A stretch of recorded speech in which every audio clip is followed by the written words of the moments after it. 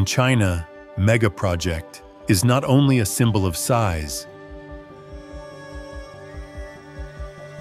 it is a statement of ambition, technology, and the will to build in places where nature creates the greatest challenges. Some structures rise among high mountains, where clouds wrap around bridges and deep valleys open far below. Some sea bridges connect cities that were once separated by waves, distance, and difficult travel. Inside massive cities, modern transport systems, tunnels, and stations continue to change how millions of people move every day. Together with artificial intelligence, robotics, and drones, these megaprojects reveal a China that is building the future through speed, engineering, and vision. In this journey, we explore the most astonishing megaprojects in China.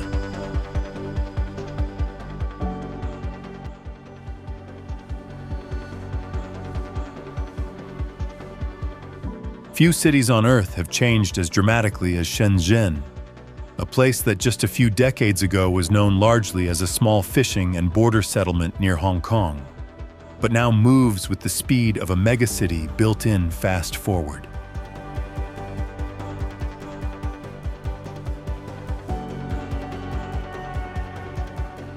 What makes Shenzhen extraordinary is not just its population of nearly 18 million, but the pace at which roads, metro lines, factories, offices, and entire districts rose from the coast to form a vast, modern metropolis.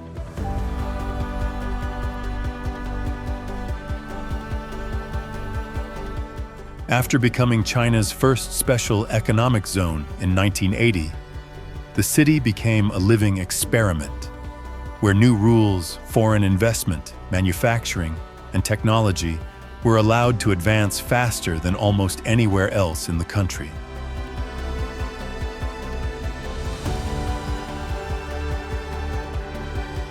Today, Shenzhen is often called China's Silicon Valley, home to names like Huawei, Tencent, BYD, and DJI, while Huaqiangbei's electronics markets show how quickly an idea can move from a small component to a working product.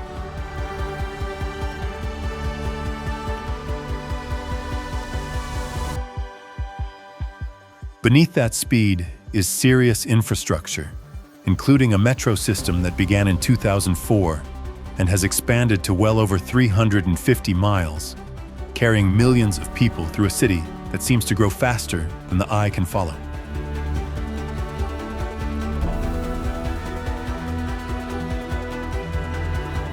Yet Shenzhen is not only a city of glass, code, and production.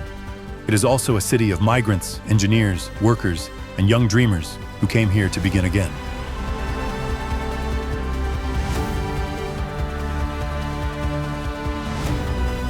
In the end, Shenzhen's greatest megaproject may be the city itself, a place that turned a small fishing settlement into a working model of the urban future.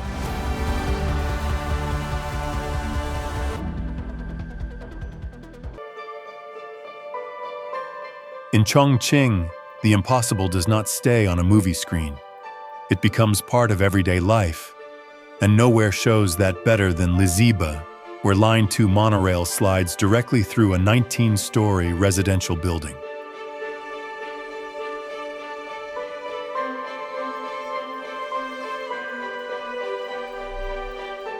In one of China's densest mountain cities, squeezed between steep terrain, rivers, and limited land, the answer was not endless expansion, but a smarter kind of adaptation, upward, inward, and through the city itself.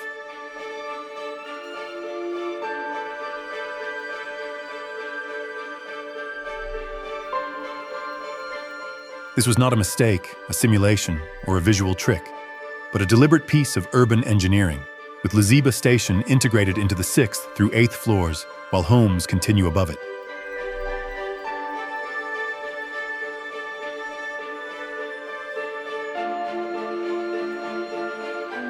The quiet miracle hides behind the viral image, because the rail supports and building structure are separated by about 8 inches, while low-noise, low-vibration monorail equipment helps keep daily life from shaking every time the train arrives.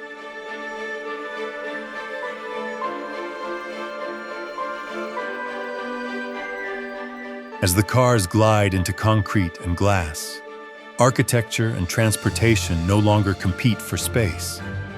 They merge, turning what would feel impossible almost anywhere else into a carefully managed rhythm of urban life.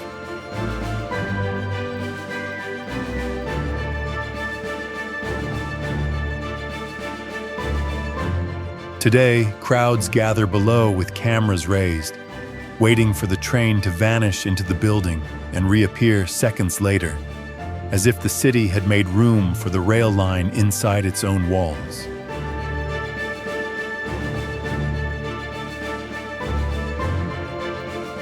In the end, Liziba is more than a strange station.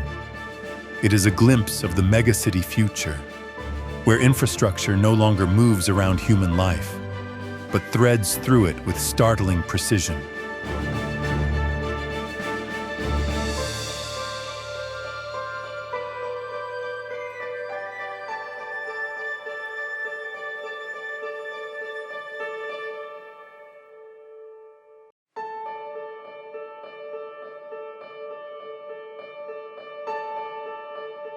What makes Hongya Cave truly mesmerizing is not only its glowing night view, but the way it clings to the cliffs above the Jialing River like a stacked wooden city suspended between old Chongqing and the modern skyline.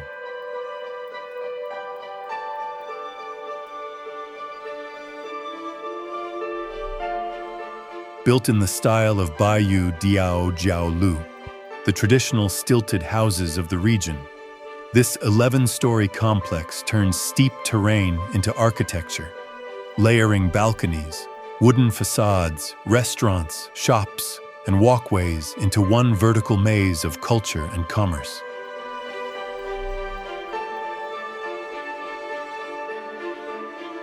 By day, it feels like a dense riverside district shaped by mountain geography. But after sunset, warm lights flood the eaves and terraces, until the entire structure seems to rise from the cliff like a lantern village above the water.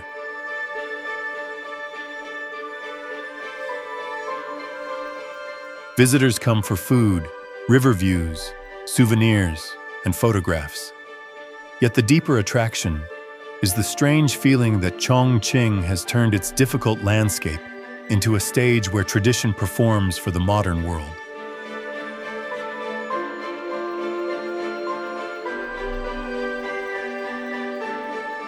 Hongya Cave is spectacular, but it is not quiet. Crowds fill the stairs, cameras lift into the air, and the old image of Baiyu houses becomes a global check-in symbol.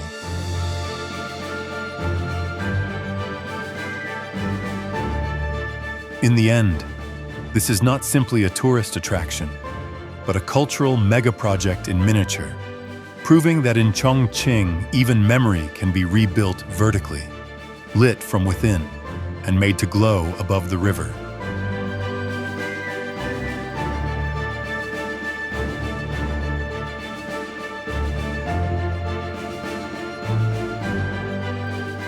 On the Jiangbei riverfront, Chongqing Grand Theater does not simply sit beside the Yangtze River. It faces the skyline like a giant glass ship, placed where water, towers, bridges, and city lights come together.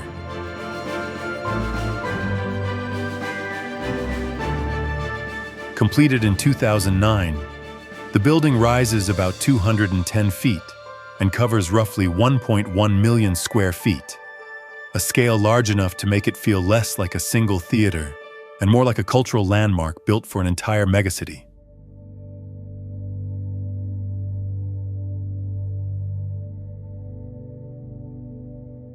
During the day, its sharp glass walls catch the sun like cut crystal, but after sunset, the massive structure softens into light, glowing beside the river as if Chongqing had anchored a lantern on the water's edge.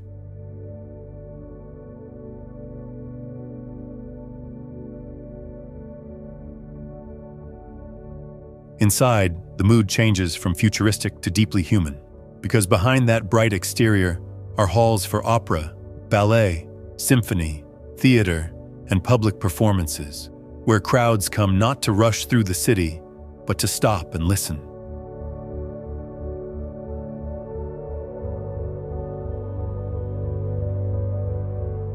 In a place already famous for rail lines, bridges, stacked roads, and impossible skylines, this theater gives Chongqing a different kind of mega-project, one that does not move people across the city, but gathers them around music, stories, and shared emotion.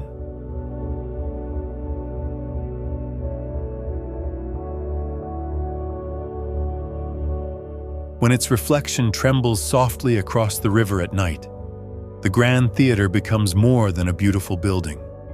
It shows that even a city racing upwards still needs a place where people can slow down and hear music, stories, and human emotion above the noise.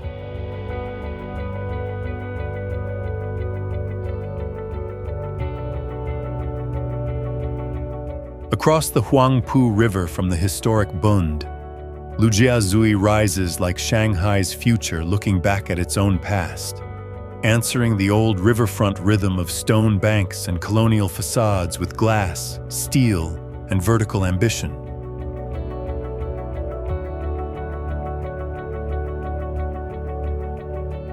What makes this district remarkable is not only its skyline, but the speed of its transformation, because from the early 1990s, this eastern side of Shanghai was deliberately reshaped into a financial center built to compete on a global stage.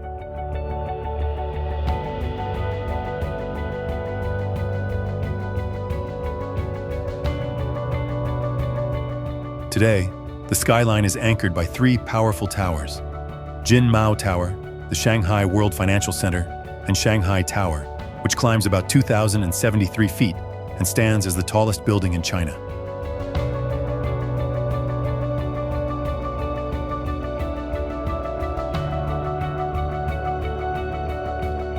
By day, Lujiazui is all motion and glass, with office workers moving between banks, hotels, malls, and observation decks beneath those immense towers. But after sunset, it becomes a glowing riverfront spectacle reflected across the Huangpu.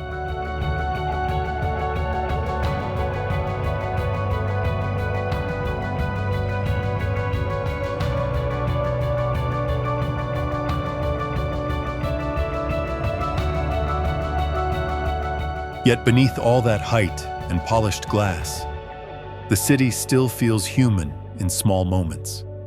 Commuters moving through metro stations, tourists lifting cameras, and crowds pausing by the water to watch the skyline shine.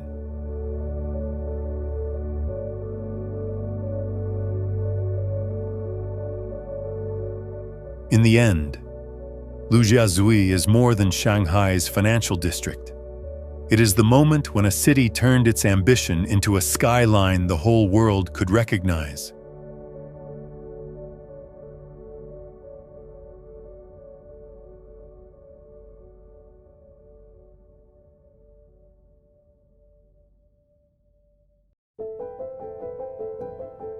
Before Shanghai's newer supertalls took over the skyline, Oriental Pearl Tower gave the city a symbol people could recognize instantly, rising beside the Huangpu River like a string of glowing pearls suspended above the riverfront.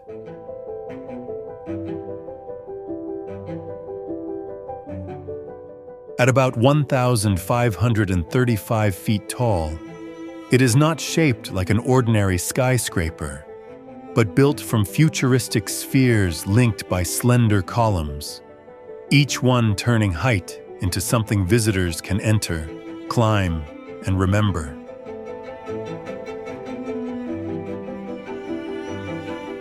Inside those spheres are observation decks, a revolving restaurant, museum spaces, and tourist experiences. So the tower feels less like a single tower and more like a vertical attraction built for the public. By day, it feels playful and strange against the hard glass of Lujiazui. But at night, when its lights shift across the spheres. It becomes a bright signal on the riverfront.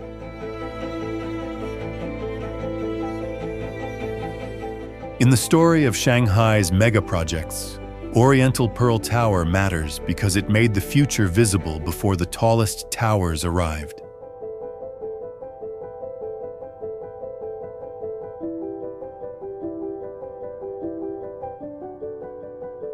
Jin Mao Tower does not try to erase China's past in order to look modern. Instead, it turns the shape of a traditional pagoda into a 380-foot skyscraper of steel, glass, and precise proportion.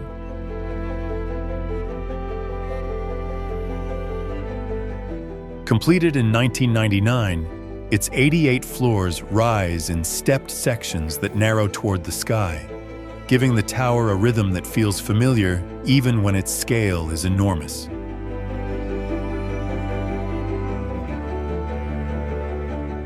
That number, 88, also matters, because in Chinese culture it carries the idea of fortune and prosperity, making the building feel designed not only for height, but for meaning.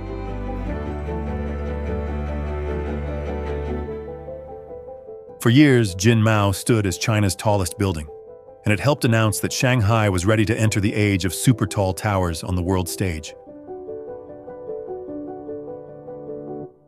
Today, surrounded by even taller neighbors, it still holds its place because it is not only a symbol of ambition, but a bridge between old architectural memory and modern vertical power.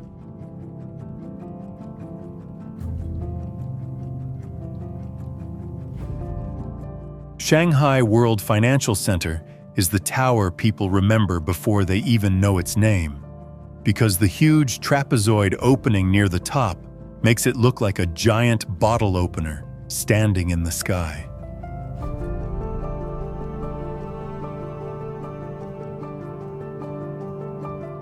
Rising about 1,614 feet with 101 floors, it was built as a stacked world of finance, offices, hotel rooms, observation decks, and visitor spaces high above Lujiazui. But the most recognizable feature is not just for style, because that open crown helps reduce wind pressure on a tower exposed to powerful air currents far above the street.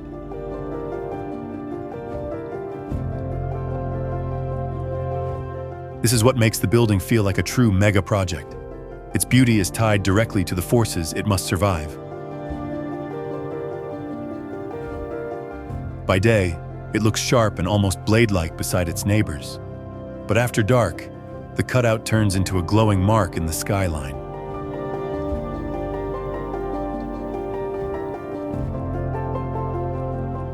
As Shanghai climbed into the super-tall era, this tower proved that even an odd nickname could hide a serious structural idea.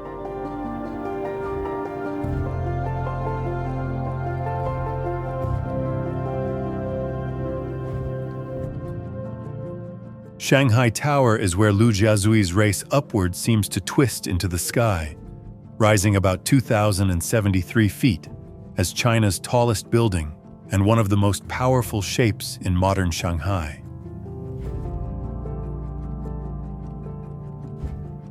Its spiraling form is not only dramatic for photographs. It helps the tower meet the wind more smoothly, reducing the enormous forces that would otherwise strike a building of this height.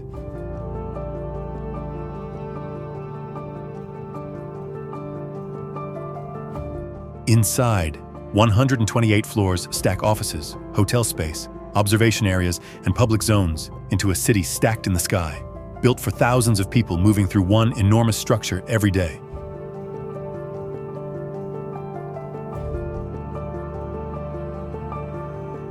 Near the top, sustainable systems and wind turbines add another layer to the story, showing that height alone is no longer enough for a true mega project.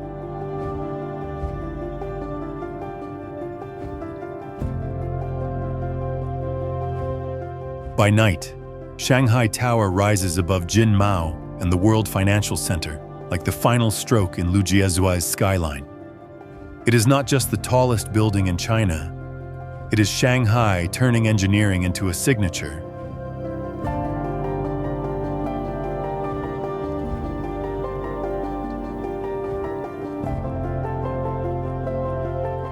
Ping An Finance Center rises over Shenzhen like a needle of steel and glass, sharp enough to make the city's ambition visible from miles away.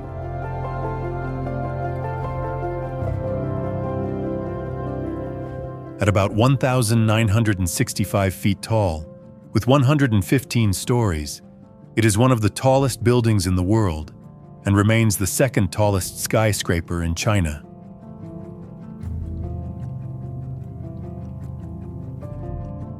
Its slim form is wrapped in stainless steel, giving the tower a clean, hard shine that feels more like a precision instrument than an ordinary office building.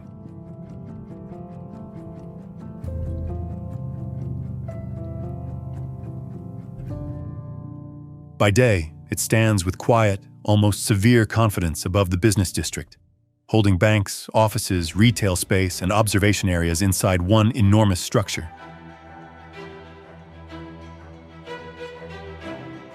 But when night falls, the tower changes character as its exterior becomes a vertical field of light, turning the skyline into a moving display above Shenzhen.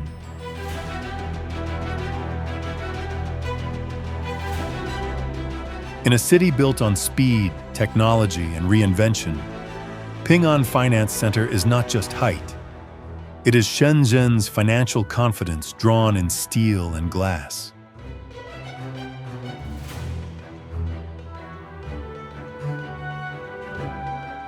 Across the Huangpu River from the historic Bund, Lujiazui rises like Shanghai's future looking back at its own past, answering the old riverfront rhythm of stone banks and colonial facades with glass, steel, and vertical ambition.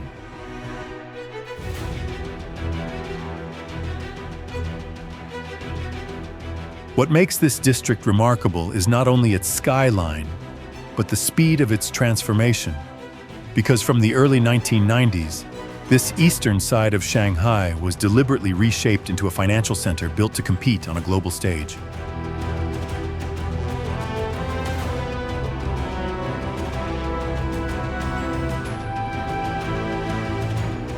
Today, the skyline is anchored by three powerful towers: Jin Mao Tower, the Shanghai World Financial Center, and Shanghai Tower, which climbs about 2,073 feet and stands as the tallest building in China.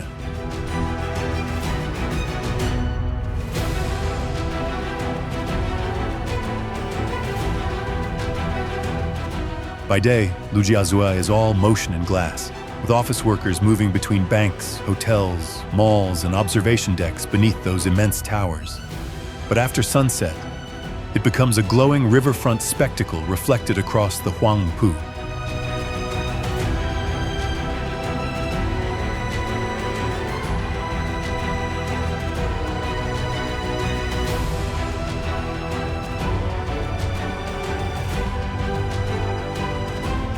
Yet beneath all that height and polished glass, the city still feels human in small moments. Commuters moving through metro stations, tourists lifting cameras, and crowds pausing by the water to watch the skyline shine.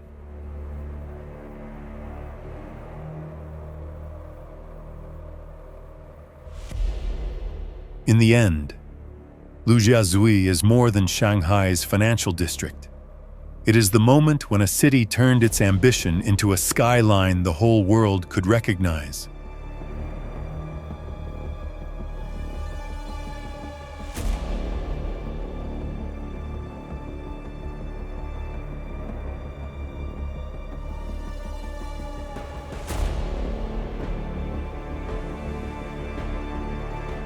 What makes Chongqing's skyline feel different from most other cities is not only its height, but the way it rises from mountains, rivers, bridges, and stacked roads, like a vast city assembled in layers.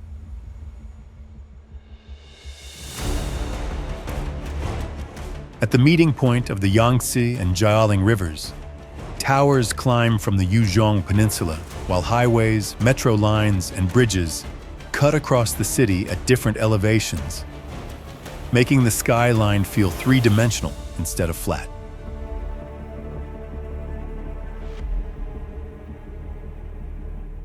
Raffles City, Chongqing, gives this view its most spectacular symbol, with 8 towers shaped like giant sails and the crystal stretching nearly 984 feet across the top, as if a horizontal skyscraper had been suspended in the sky.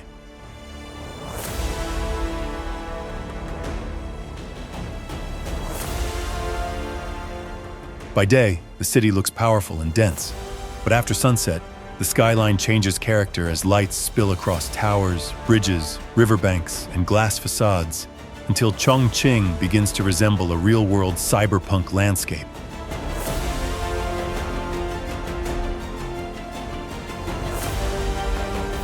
Yet its beauty can also feel overwhelming, because what appears close across the river may require tunnels, bridges, stairs, or an entirely different elevation to reach.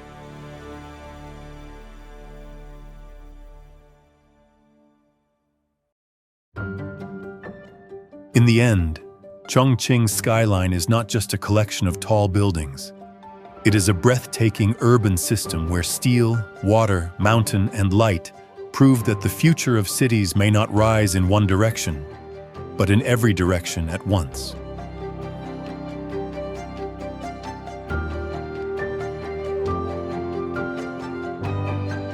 Set on the shore of Taihu Lake in Huzhou, Sheraton Huzhou is famous for a ring-shaped design that seems to lift out of the water.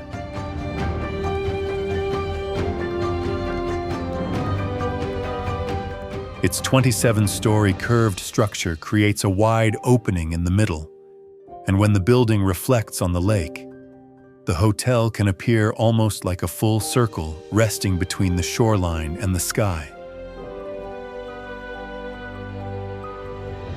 This is not a project built to dominate a skyline, but to create a resort experience around water, lake views, and nearby natural hot springs. Inside, it offers guest rooms, restaurants, spa facilities, and spaces designed for relaxation. Yet the most memorable view often comes from outside, across the lake.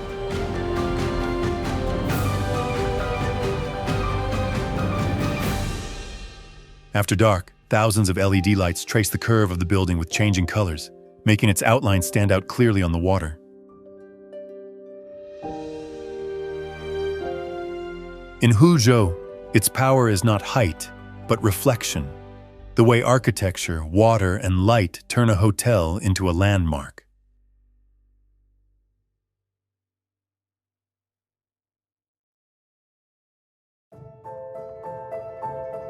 Unlike cities built on flat land, Chongqing rises where mountains and the Yangtze and Jialing rivers collide, forcing streets, bridges, towers, tunnels, and stations to stack vertically like a vast city engineered in 3 dimensions. What makes this city feel surreal is not one single landmark, but the way its transport system climbs, dives, crosses, and cuts through the landscape, turning geography itself into an engineering challenge.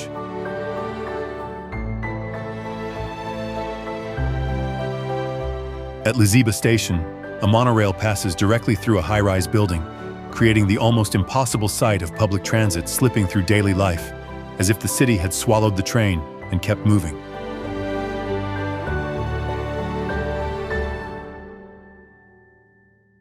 Even more remarkably, Chongqing Rail Transit now extends for more than 300 miles across the city, making this mountain metropolis feel less like a normal urban grid than a moving network of rails, tunnels, bridges, and suspended routes.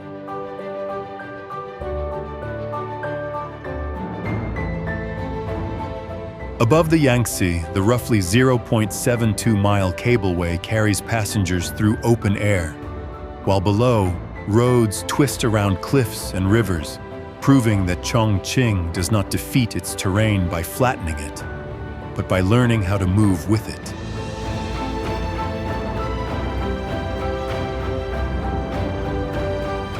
Yet that same brilliance can feel overwhelming, because in Chongqing, a destination may look close on a map while standing many layers above or below you, making the city both a breathtaking megaproject and a beautiful maze of modern China.